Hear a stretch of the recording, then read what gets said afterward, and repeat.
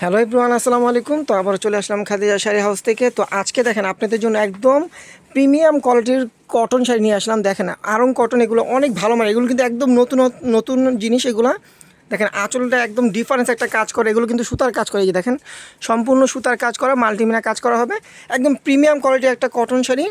এগুলো কিন্তু হালকা মিক্সড আসছে, এগুলো কিন্তু একদম ফুল কটন না, হালকা মিক্সড হবে শাড়িগুলোতে।